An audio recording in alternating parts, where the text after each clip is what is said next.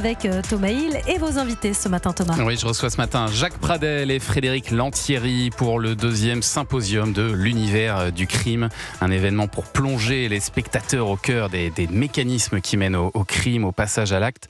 Le premier symposium l'an dernier avait très bien marché, Jacques Pradel. 2500 spectateurs, c'est ça ? Oui, même un peu plus, parce qu'on était retransmis dans 21 salles CGR en France, donc des gens qui ont acheté un ticket de cinéma pour voir sur leur écran ce qui se passait dans le cinéma de 500 places, où on avait réuni également des représentants du monde judiciaire. Et donc là, vous co-animez ensemble la soirée, ce sera le 27 mars, et alors là, vous recevez donc une dizaine de spécialistes, Frédéric Lantieri, psychiatre, magistrat, policier, journaliste, médecin, légiste. L'idée de la soirée, c'est d'interroger tous ceux qui mènent l'enquête et d'essayer de les faire dialoguer, c'est ça ? Oui, j'imagine que en fait, c'est mettre un peu à plat toute la chaîne pénale, en fait, toute la chaîne, voilà, et que chacun, parce que chacun en général, c'est très fragmenté l'idée qu'on a de la justice. Il y a la police, il y a les enquêtes, après il y a l'instruction, puis après il y a le procès, il y a les médias, etc. Mais chacun reste dans son couloir, en fait.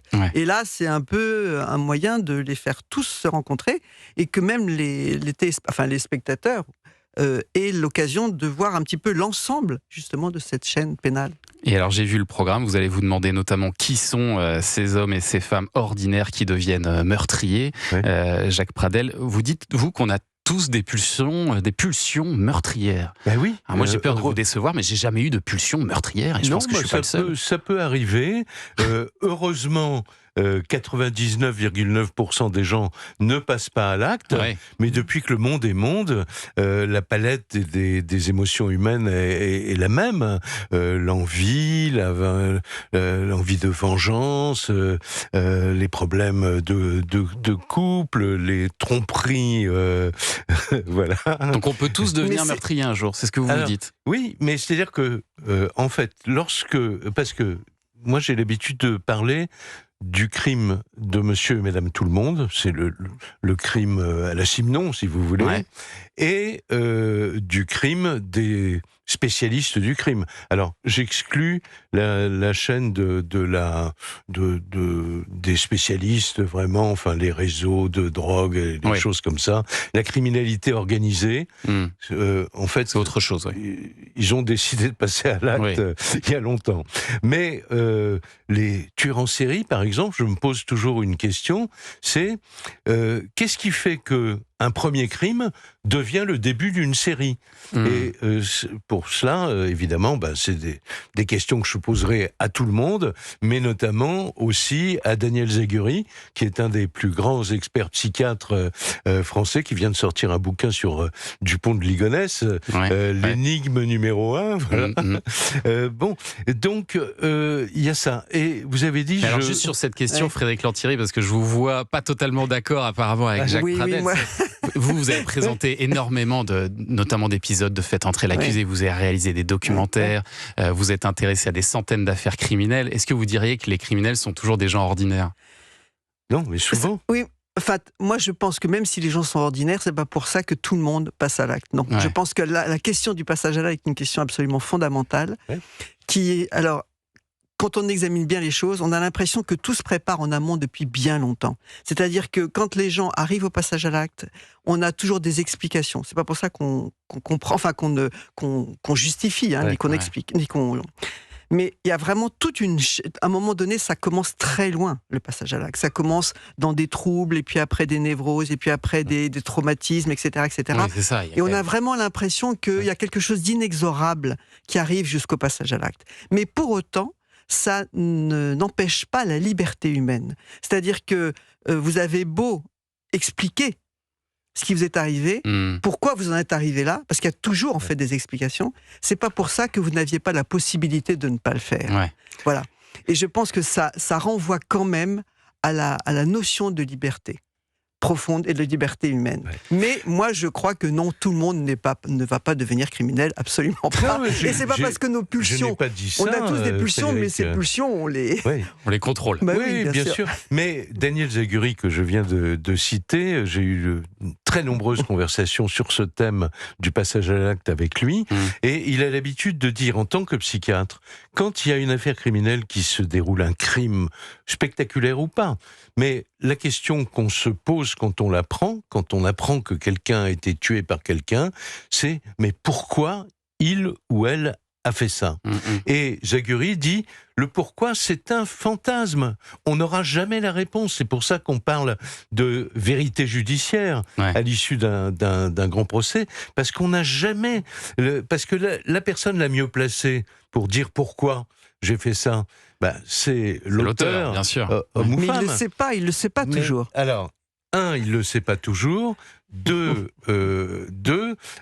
ses avocats lui conseillent de pas le dire trop en détail pour essayer de faire en sorte que la peine soit moins lourde. Mais moi, je pense que tant qu'on n'a pas expliqué, on peut continuer à être dangereux. Je pense que c'est quand aujourd'hui... Je suis d'accord. Quand quelqu'un a réussi... Parce qu'en fait, moi, ce qui m'intéressait, souvent, je me suis posé la question à la fin. C'est pour ça que j'ai fait venir, parce que le 27 mars, on va poursuivre la conversation. Je voudrais d'ailleurs aborder ce matin. Un autre point que vous allez aborder le 27 mars dans ce symposium, vous allez revenir sur le traitement médiatique des affaires criminelles. Ça m'intéresse aussi ici, évidemment. Il y a des affaires rendues publiques qui font la une des journaux et d'autres qui restent tout le temps dans l'ombre, dont on ne parle jamais. Et dont on va parler des années plus tard. Peut-être, ou peut-être qu'on va jamais en entendre parler. Non, mais si, parce que par exemple, c'est assez amusant. Là, j'ai fait un film pour Au bout de l'enquête, par exemple, d'une histoire qui, à l'époque, n'avait intéressé absolument personne et qui, 20 ans plus tard, intéresse tout le monde. Pourquoi ? Qu'est-ce qui fait que tout d'un coup, ça intéresse ? Parce qu'il y a un profil de criminel tout à fait singulier qui n'intéressait pas vraiment les gens, dont on n'était pas vraiment capable d'expliquer les choses. Et aujourd'hui, on est stupéfait devant ce profil-là. Donc, en fait, ce qui intéresse les médias, c'est l'originalité du crime, c'est l'originalité du profil. Ça fait partie des facteurs d'intérêt du public. C'est aussi la personnalité, pour certains, la personnalité de l'auteur, plus ou moins perverse, etc. Mais c'est aussi la personnalité de la victime, parce que on s'identifie plus facilement à une victime, un peu comme dans les feuilletons. Je parlais de feuilletons de séries télévisées sur les affaires criminelles. On s'identifie quand même en majorité à la victime. Et puis après, il y a l'enquête, il y a le côté que j'appelle moi le côté Colombo, qui intéresse toujours les gens, c'est-à-dire comment l'enquête a-t-elle permis d'identifier l'auteur. Bon, et je voudrais juste terminer sur ce que j'ai commencé à dire. Vous voyez le boulot que je vais avoir le 27 mars. Ça va être compliqué pour vous. Parce que c'est de 20h à 23h, mais il va falloir que... Et là, on n'est que deux. Et là, on va être 11. Oui, je voulais terminer sur ce que disait Daniel Zaguri. Donc, le pourquoi on s'égare, on n'aura jamais la réponse. Et la réponse, elle est peut-être dans le comment.